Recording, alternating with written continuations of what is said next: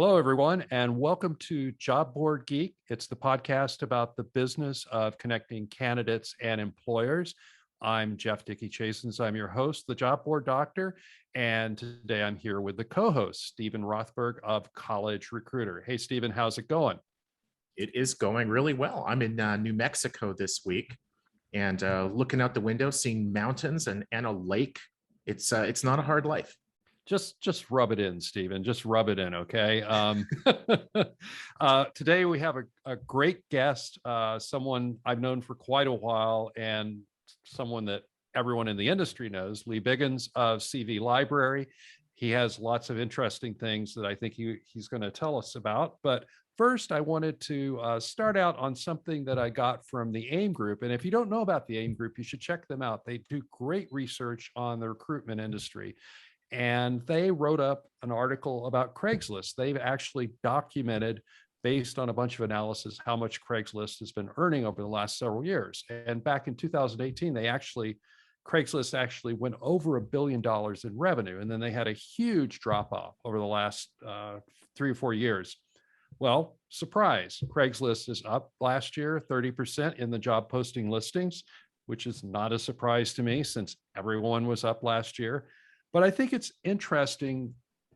It made me think about the role that Craigslist has played in the job industry. Everyone kind of competes with them because they're out there, but in a way, no one really competes with them because they are so much cheaper than anyone else. They don't have any kind of focus. They're everywhere. So in the industry, we call Craigslist a horizontal. Another example of a horizontal would be an OLX. Another example would be Facebook Marketplace. And then, traditional job sites like CV Library, like College Recruiter, are what we call verticals, where they're focusing specifically on jobs. And what I've been thinking about a lot lately is it seemed like there was a huge spurt in activity on horizontals in the job industry before the pandemic. And now things seem to have flattened out. Some of the horizontals have pulled out of the job business.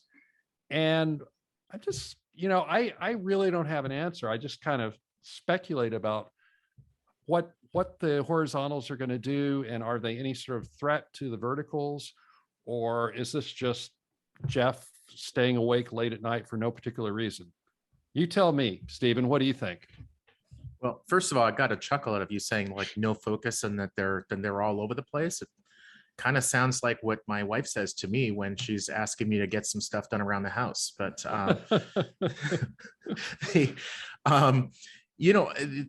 AIM Group, I subscribe to a newsletter that they have for the recruitment vertical, and they also have automotive and retail, and it is without a doubt the best analysis, the best research of anything out there. And what I really love about it is how global it is, because they're going to have stories on, UK job boards, and they'll have stories on Swiss automotive sites. And you can really, really learn a lot by looking at what's working and what's not working in other verticals and other industries. And Craigslist is no exception to that.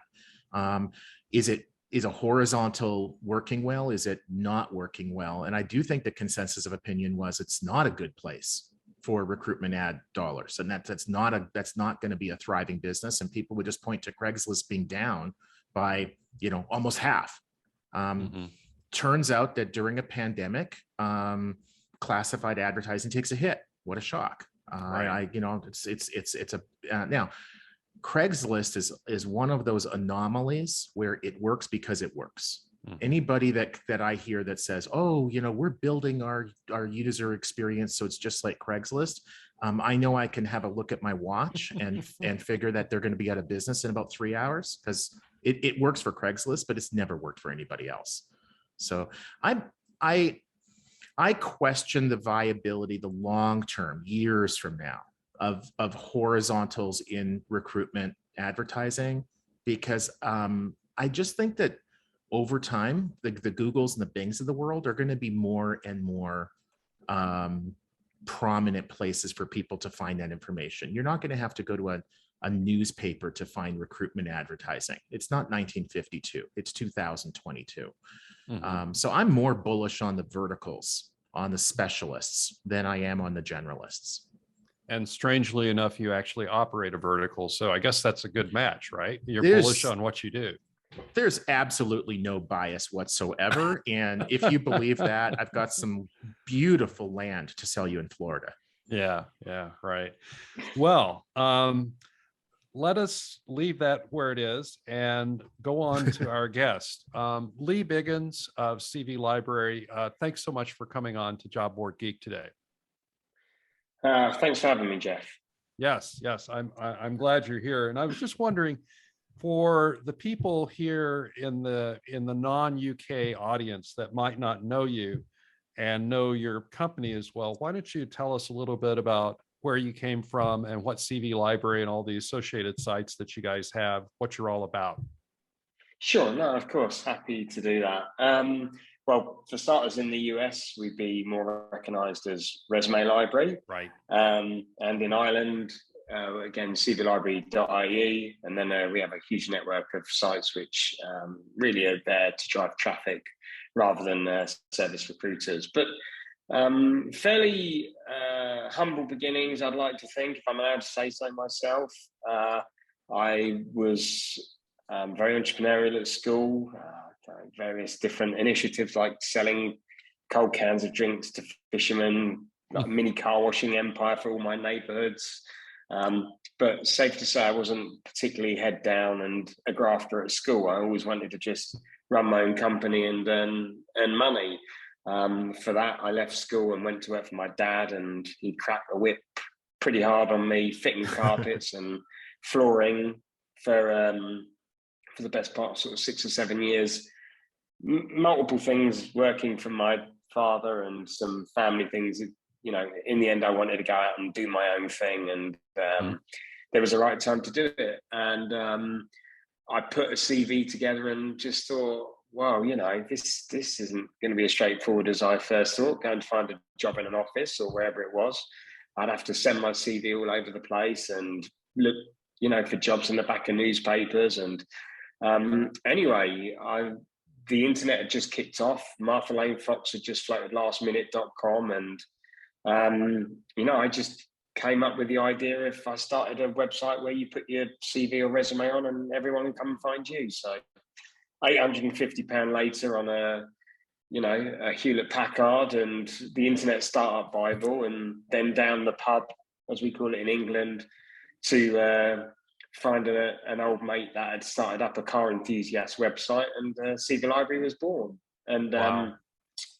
You know, like, I didn't really have any qualifications for the role of, you know, running a company or building a company or the internet, but no one else did either. The internet was new to everyone. We were idea conceived in 99 and launched in 2000.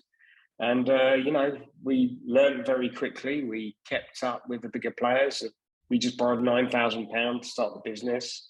And yeah, here we are today, you know, closer to $60 million turnover, and very, very profitable, and, you know, enjoying a lot of the success from 20 something years of really hard work. But I guess, you know, it's not been a straightforward journey, as many of you know. It was certainly easier in the first 10 years than the back 10. With various challenges, obviously the recession, which we came through very well. But, you know, some of the things you actually were just touching on earlier, like the horizontals, I mean, you know, first of all, things started to go mobile, and then the social networks came along and we had to adapt to those. But interestingly enough, just reflecting on it from a candidate journey, which obviously we've always done, and we've built the business from trying to satisfy our job seekers and the user, and of course the great customer service we offer our recruiters. But actually, you know, if I think about the way you apply for a job on CV Library or Resume Library now, and how you first did in 2000, there's really no difference. You come and search for the job you want. You might get there through a jobs by email or an alert, and of course we've all improved our matching algorithms.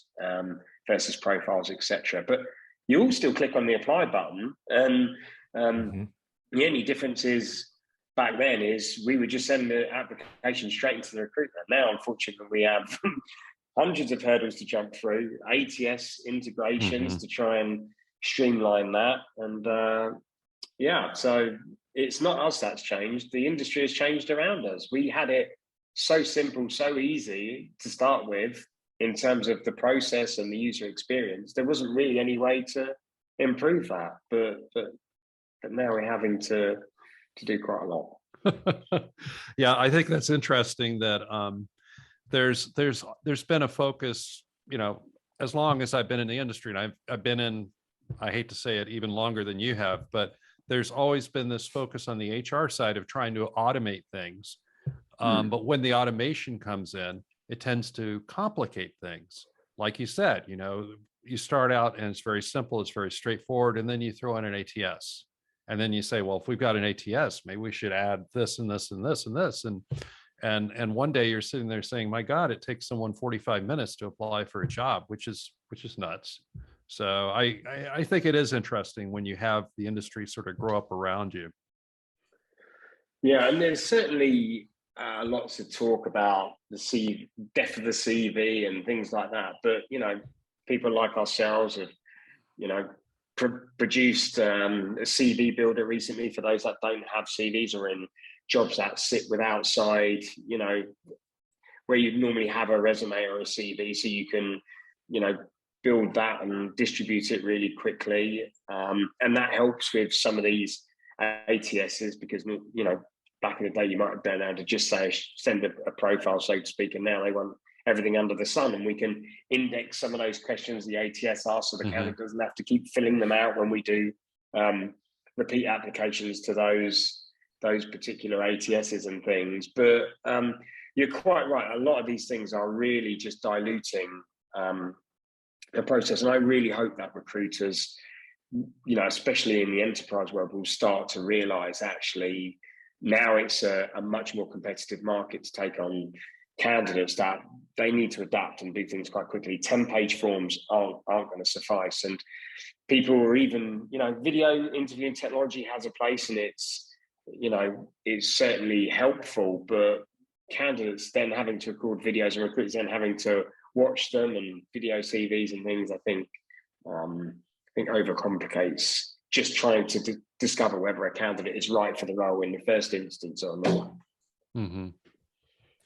One of the things, Lee, that's always really impressed me about you personally and your company more generally is your. It seems from my perspective that you've always had this embracement of adaptation.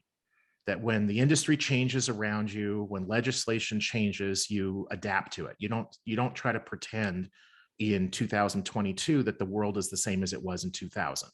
And I've seen job boards, marketplaces, call them what you wish, come and go, where they initially have a fair amount of success. Something significant changes outside of their company. They refuse or are unable to adapt, and their business just sort of slowly dwindles away. It's rare. I can't think of an example where a really successful business just sort of went out of business overnight because of some external force, but it seems like it's like a death by 1,000 paper cuts. Monster is a good example. Yeah. It's you can't look at Monster in 2022 and say it's significantly different in 2021 or 2021 to 2020. But if you look back to 2000, right, they were the monster. They're still a significant player. I think people underestimate their market presence and how many candidates they help find employment a year, et cetera. But it is a shadow of its former self. With you being in the UK and so much of your business being in the UK, you've had more than your fair share of hurdles and external obstacles to overcome in the last couple of years. Talk with us about how you've approached adapting your business model with in light of GDPR, when you knew that was coming and what the impact of that would be. And even just for the benefit of the listeners in, Asia, for example, that might not know what a GDPR is, maybe you can explain that. And then also kind of on top of that, then you had the pleasure of Brexit and the impact that had too. So if you talk with us about the GDPR and Brexit adaptations that you had to make.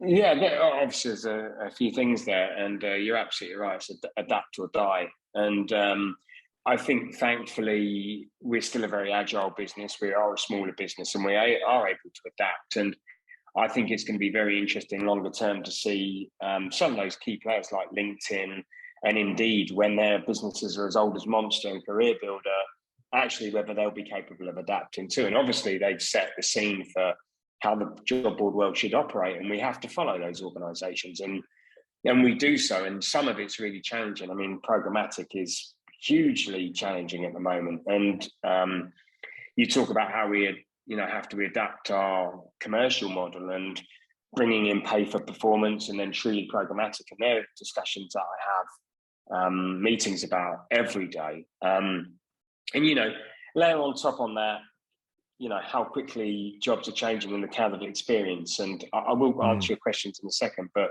just looking at, how many feeds we have to process and how quickly we have to process them these days. I mean, Amazon could send us 30,000 jobs in the morning. By lunchtime, 5,000 of those jobs could be, could be taken down or expired because they've hit the number of applications they put out to the programmatic market. They could have changed their bid, they could have changed their job titles. It's just an awful lot to keep up with from the 28-day listing, which you knew was a safe bet with one cost to it some years ago. And that's moved very quickly. In terms of GDPR, I have to say I'm not a GDPR specialist, and I'd be very careful about what advice I'd give and what I say about it. We invested, a considerable amount in it. Things like opt-ins changed quite a little bit, so you weren't able to automatically opt into people. So that was the main fundamental changes. And for us, particularly where it really hurt us was actually training. We used to do a lot of offer a lot of online training courses and things like that. And that in the UK is that now actually not part of your service. It's seen as an effectively paid advertising or something like that. So, unless you opt people into those things, you have to stop them. And we were sending out, tens of millions of emails a month and making hundreds of thousands of revenue off those. That's a revenue stream that went overnight. People like Reed have adapted to that in the UK very well, but as it wasn't our core business, it was better to let it go. But we've never bought data lists from a candidate perspective, from a job seeker perspective, or anything like that. So we didn't really have to change our behavior in the way we were, emailing people. We did have a few instances where we had advertised a feed of jobs via LinkedIn, and that journey had tripped up because we then sent a candidate a job alert. They hadn't opted into it. And there was a few things that caught us out, but we caught 95% of things pretty quickly. And to be honest with you, reacting to the feedback of reasonable candidates was all well received and wasn't difficult. Unfortunately, there was a few serial, I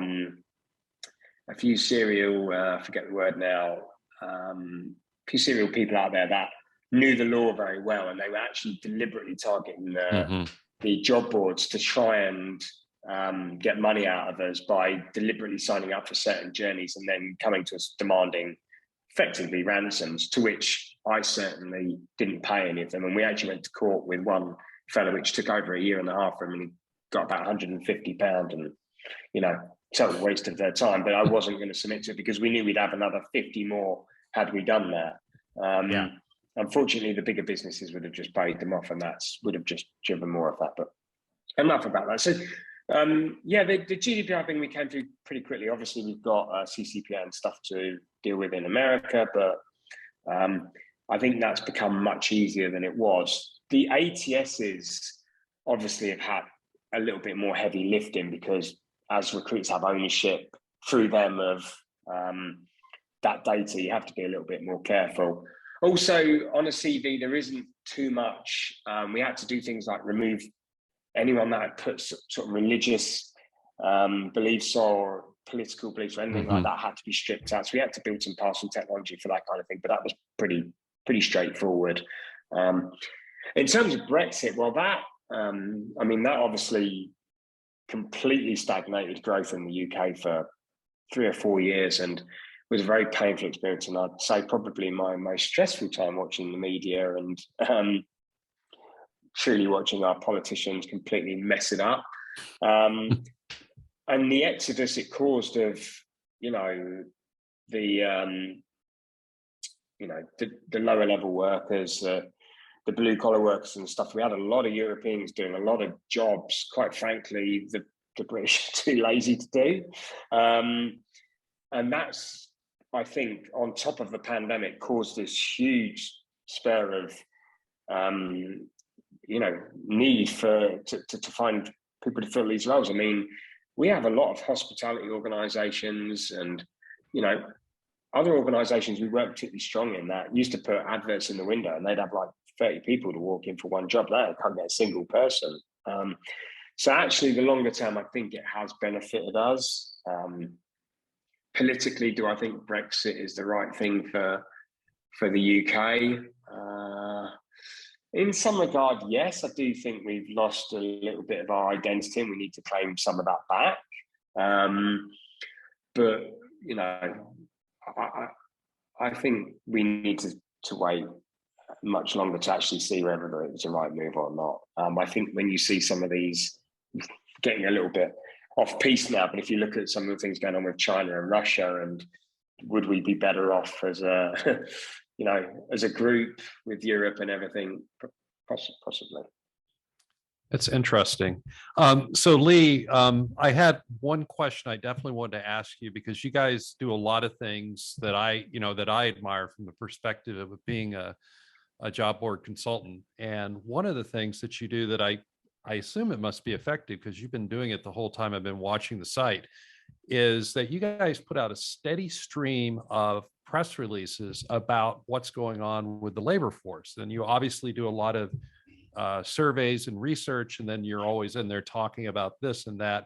And I see it continually getting picked up in all the HR media that I follow. And I probably follow 50, 60 feeds. So I'm just curious, how did that get started? And is it successful? Is that why you keep doing it? And, what's your advice for job boards that aren't doing it? Sure. Look, that's a really good question, and not one I've had to answer before. So I'll give it my best. And full transparency from me, as you'd always expect. So no, we've always been hot on the PR front, and I've always seen the value of the brand.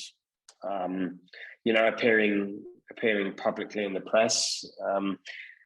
Now, we were doing really, really well with press, and actually a lot of it was around, would you take your dog to work and all of these things. And I really wanted us to sort of, the press loved that kind of thing, and we tried to move away to that, to be more educational PR and running. I was actually in the early days very shut down about asking our database anything other than, do you want to apply for this job? I just saw anything as a distraction. But it was demonstrated to me that if we put out polls in the right manner and we used our audiences to try and educate the public, then there is value in that. So that's what we did, and we have a very talented individual and a press team, and we do put out a lot, and it does get very well received and picked up. So thank you for that.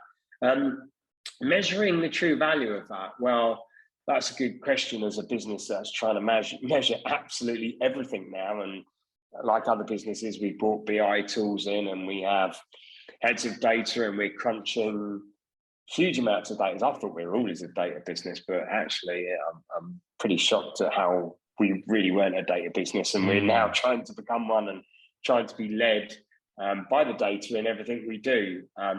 The truth is, trying to measure how many people read and react to what is still quite an old school media, even if it's a digital old school media, and someone reads it on the Daily Mail versus reads it, actually in the Times, is quite difficult. But if I'm honest, for what it costs us to run that data and produce that data and fill it out, I think people will be pleasantly surprised. And, I don't do PR for the sake of doing PR. Don't put stuff out just because, you want to say that you got into 5 magazines and do it for the sake of it. Do it because there is a wider goal. And our goal is to become, seen as an educator for both job seekers and recruiters and an authority in that area. We just want to give, we don't just put that stuff out as PR. We actually use that to help design our products, and some of it comes from product discovery.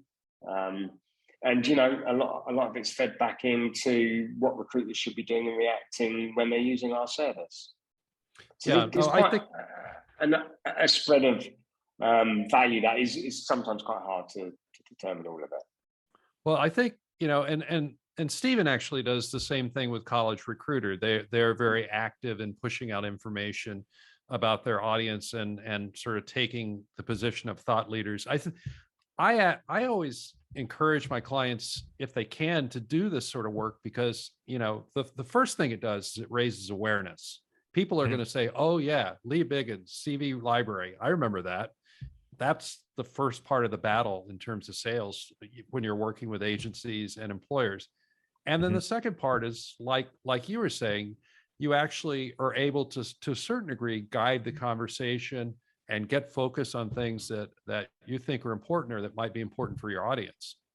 And so I just think, it's a great model. And so kudos to you guys.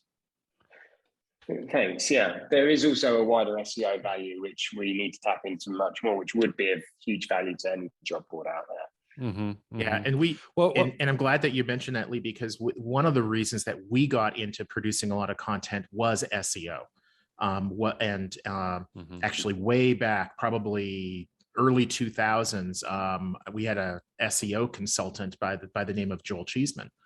When he was still writing the Cheesehead blog. And he really set us on the right course, and just write content that people actually will value.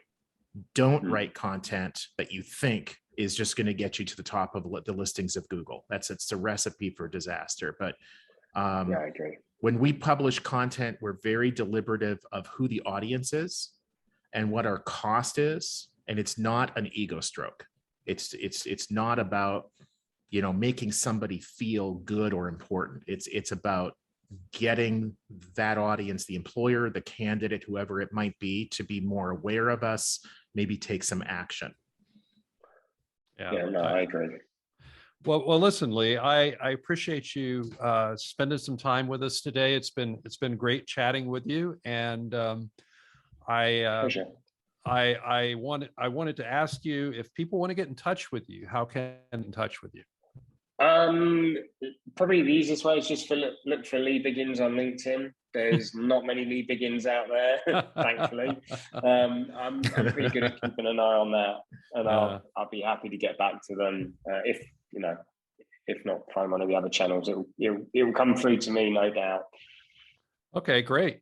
And Stephen, if people want to get in touch with you, how do they get in touch with you? Well, they can find me here in Elephant Butte, New Mexico. Butte, B-U-T-T-E. I've been dropping the E and calling it Elephant Butt, but that's another story for another day. Or better yet, email me, Stephen@collegerecruiter.com. Lee, it is such a pleasure to see you again. You too, and hopefully we'll get to see each other in person this year. Hell yeah. That would be great. And you too, Jeff.